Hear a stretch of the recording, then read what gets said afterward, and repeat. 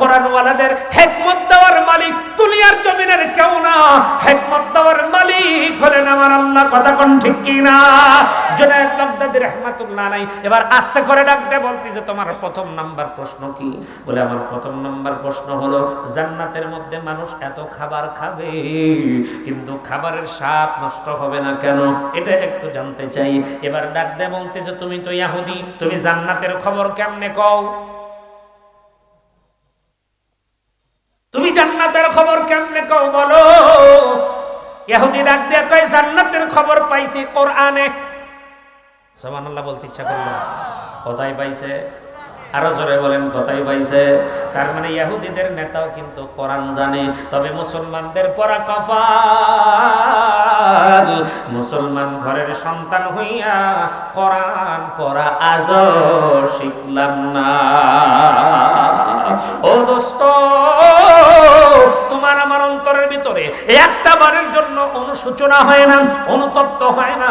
তোমার মনের ভিতরে কি একটা বারের জন্য খারাপ লাগে না? হারে আমার বাবা মুসলমান, আমার দাদা মুসলমান, আমার চোদ্দ গোষ্ঠী মুসলমান, কিন্তু আমি কোরআন জানি না, আমি ওযুর ফরজ জানি না, আমি গোসলের ফরজ জানি না। আমার বাবার জানাজায় দাঁড়াইলাম, জানাজা তো করতে পারি না, একজন হুজুরকে দিয়ে জানাজা করাইলাম, কবরের ভিতরে মাটি দিব, সেই জায়গার মধ্যেও যে দোয়া, ওই দোয়াটাও হুজুরের কাছ থেকে বইলা বইলা শিখতে হয়। আপনার মধ্যে যদি লজ্জা না হয়, আমি আমার দুইটা হাত আপনাদের কদমে দিয়ে বলি, ও দোস্ত, আমার যুবক ভাই, শোনো শোনো শোনো, দুনিয়ার জমিনের ভিতরে নোবেল নাটক নিয়ে পড়ে আছো, বই পুস্তক নিয়ে পড়ে আছো, মোবাইল নিয়ে পড়ে আছো, গুগল নিয়ে পড়ে আছো, থাকো থাকো থাকো, ওই গুগলের মধ্যেই তুমি একটু কোরআন নিয়ে সার্চ দাও না, ওই জায়গার মধ্যেই তো তুমি আলিফ পাইবা। তুমি যদি গুগলের মধ্যে বলো আমি একটু আরবির 29টা হরফের উচ্চারণ শিখতে চাই, ওই গুগলে সার্চ করলে তোমাকে আলিফ বলে দিবে, তোমাকে বা বলে দিবে। তোমাকে হয়তো হুজুরের কাছে যাইতে শরম পাও, গুগলের মধ্যে একটু সূরা ফাতিহাটা শুনে নাও, গুগলের মধ্যেই তুমি একটু সার্চ দাও, ওই জায়গার ভিতরে কোরআন তেলাওয়াত পাইবা, ওখান থেকে শিখো, নামাজটা শুদ্ধ করো। মুসলমানের বাচ্চা হইয়া বিদরিম হইয়া কবরে যাইবা, বেনামাজি হইয়া কবরে যাইবা, তোমার অন্তরের ভিতরে কি একটা বারের জন্য কষ্ট লাগবে না? আজকে এইটা দিনে হয়তো তুমি ফজর পড়ো নাই, জোহর পড়ো নাই, আসর পড়ো নাই, মাগরিব পড়ো নাই, ইশার নামাজটাও পড়ো নাই রে দোস্ত। এই মুহূর্তে যদি তোমার মরণ হয়, বেনামাজি হইয়া তোমার কবরে যাওয়া লাগবে। ওই কবরের ভিতরে যখন প্রশ্ন করবে মান রব্বুকা, তখন তোমার জবান দিয়ে কিন্তু রবের নামটা বের হবে না। দিনের কথা যখন বলতে হবে মান দিনুকা, তোমার দিন কি, দিনই আল ইসলাম শব্দটা বলা সম্ভব হবে না। ও দোস্ত, শুনে নাও শুনে নাও শুনে নাও, সারাদিন মানুষ যা করে শব্দের মধ্যে মানুষ তাই দেখে। কথা কোন ঠিক কিনা? দুনিয়ার জমিনের তুমি মোবাইলের পাগল, ইউটিউবের পাগল, তুমি গুগলের পাগল হয়ে গেছো। এই মুহূর্তে যদি আজরাইল আসে ভাই, আজরাইল কোনো কথা শুনবে না। তোমাকে নামাজের কথা বললে তুমি বলো কাপড় ঠিক না, ওই মুহূর্তে যদি তোমার জানটা বের করে নেয়, কি জবাব দিবা রে ভাই? কি জবাবটা তুমি দিবা? এই জন্য বোঝানোর জন্য বলতেছিলাম, মুসলমান ইহুদিরা কোরআন জানে। জুনায়েদ বাগদাদী রাহমাতুল্লাহ আলাইহি ডাক দেয়া বলে, ও ইহুদি, তুমি কোরআন কেন শিখেছো? বলো বলো বলো। বলে আমি কোরআন শিখেছি মুসলমানদেরকে ধোঁকা দেওয়ার জন্য। নাউযুবিল্লাহ, আস্তাগফিরুল্লাহ। ও বাজার, আজকেও কিন্তু অনেকে কোরআন দিয়ে ওয়াজ করে, যেমন কয়েকদিন আগে আবুল সরকারও কোরআন দিয়ে ওয়াজ করছে। কি কথা বল না কেন, ঠিক কিনা? ও কিন্তু কোরআন দিয়া কি কি বলে আল্লাহই জানে, ওর কান নিজেই জানে। আবার কয় কুল আউযু বিরাব্বিন নাস, নাস মানে বলে নাসো, নাউযুবিল্লাহ। কয় আল্লাহ কয়বার নাসবার কইছে দেখছো? জানোয়ার, এই জানোয়ার যেখানেই পাওয়া ওই জায়গার ভিতরে কুলাঙ্গারকে দুনিয়ার থেকে বিদায় করে দেওয়া দরকার।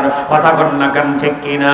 কোরআন নিয়ে কটূক্তি করে নেওয়ালা, আল্লাহর নিয়ে কটূক্তি করে নেওয়ালা, দুনিয়ার জমিনের ভিতরে বাঁচার কোনো কায়দা নাই। এই সকল বিরুদ্ধে এ মুসলমান ফাঁসির রায় হওয়া দরকার, ঠিক কিনা? এই জন্য বলতেছিলাম বাজান, তুমি মুসলমান ঘরের সন্তান, আর একজন তোমার কোরআনকে উল্টায় বলবে, আর তুমিও মুসলমান ঘরের সন্তান, বৈশা বৈশা শোনো, তার মানে কোন কোরআন বোঝো না। এই জন্য আর ভুলটাও তুমি মনে করো শুদ্ধ।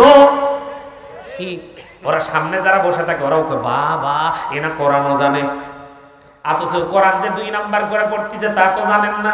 এই জন্য বলতেছিলাম বাজার আমাদের সবারই কোরআন জানা লাগবে। এখন বলবেন হুজুর কোরআন তো জানি না, আমি কোরআন না জানা থাকলে আমার পদ্ধতি কি?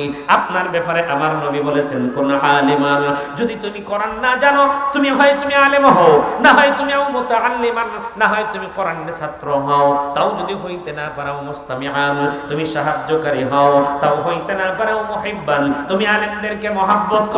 সুবহানাল্লাহ। ওয়ালা তাকুন খামিসা, 5 নাম্বার হয় না, 5 নাম্বার হয় না। আপনার আমার জন্য 2টা সুযোগ আছে। জোরে বলেন কয়টা সুযোগ? যারা কোরআন পড়তে জানেন না তাদের সুযোগ হলো 2টা। 1 নাম্বার হলো মুসলমান কোরআন যারা পড়ে তাদেরকে সহযোগিতা করা, আর 2 নাম্বার হলো কোরআন যারা জানে তাদেরকে মহব্বত করা। এতে লাভ কি হবে? আমি অনেক জায়গায় বোঝানোর জন্য বলি, মান ক্বারা আল কোরআন ফাস্তাদহারাহু ফাহান্না হালালাহু ওয়া হাররামা হারামাহু আদখালাহু আল্লাহুল জান্নাহ ওয়া শাফাআহু ফি 'আশরাতিন মিন আহলি বাইতিহি কুল্লুহুম ক্বাদ ওয়াজাবাত লাহুন নার। আল্লাহর নবী বলেছেন, যেই ব্যক্তি কোরআন পড়লো, হালালকে হালাল আর হারামকে হারাম মেনে চললো, সে আল্লাহর জান্নাতে যাবে। সুবহানাল্লাহ বলতে ইচ্ছা করে নাই? এটা আরাম করে জোরে কি বলা যাবে না সুবহানাল্লাহ? এ আল্লাহর নবী শুধু এতটুকু বলে নাই, আল্লাহর নবী আরেকটু বলেছেন ওয়াশাফাহু ফি 'আশরাতিন মিন আহলি বাইতিহি কুল্লুহুম ক্বাদ ওয়াজাবাত লাহুন নার।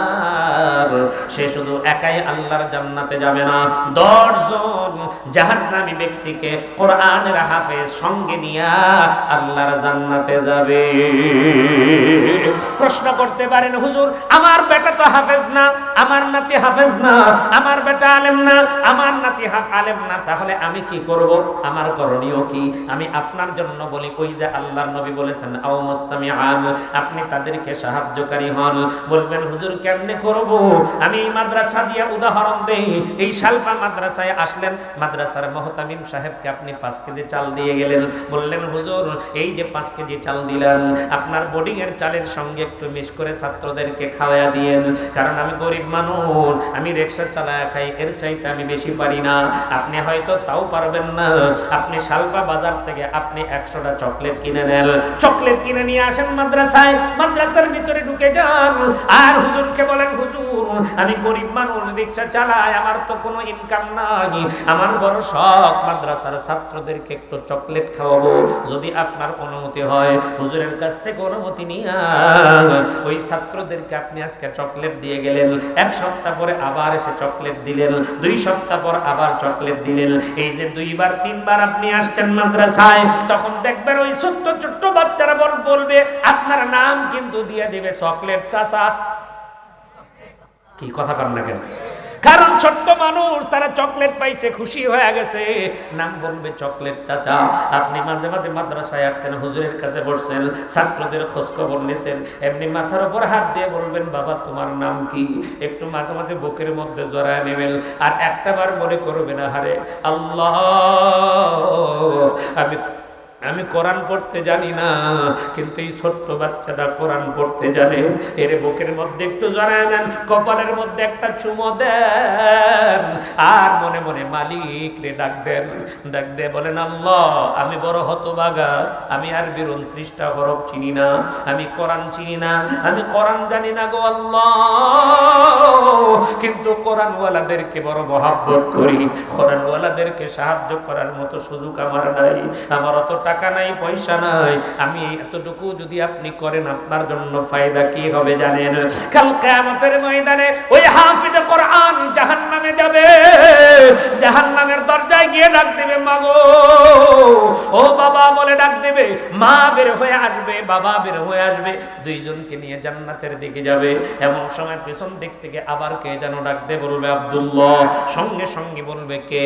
বলে আমি তোর দাদা, আমি তোর দাদি, দাদা দাদিরে নিবে, নানা নানিরে নিবে, চাচা চাচিরে নিবে, এমন করে নিতে নিতে নিতে নিতে নিতে নিতে 8 জন হয়তো হয়ে গেছে, কিন্তু নিতে পারবে 10 জন, এখনো 2 জন বাকি।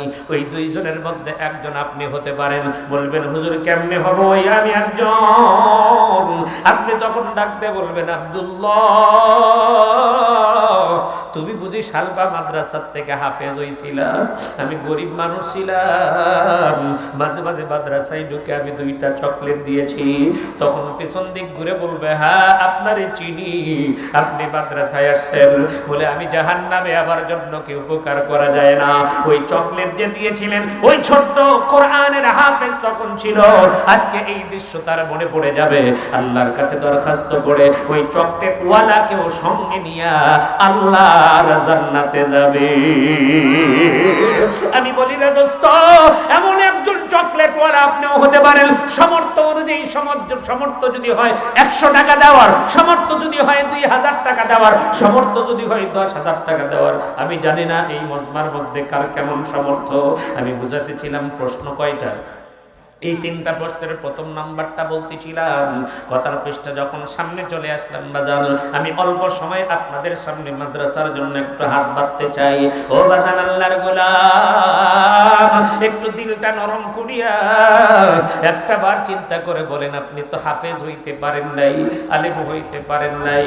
আলেমদেরকে, হাফেজদেরকে, ছাত্রদেরকে মহাব্বত করিয়া ভালোবাসিয়া এই মজমার ভিতরে সামর্থ্য অনুযায়ী 1000 হোক, 10,000 হোক, 20,000 হোক, যার যেমন সামর্থ্য, এবার নগদ 1 মণ 2 মণ ধান যদি হয় তাও দিতে পারেন, ভুট্টা হলে ভুট্টা দিতে পারেন, যার যেমন সামর্থ্য। প্রথম নাম্বার, আল্লাহর একজন বান্দা কে আছেন?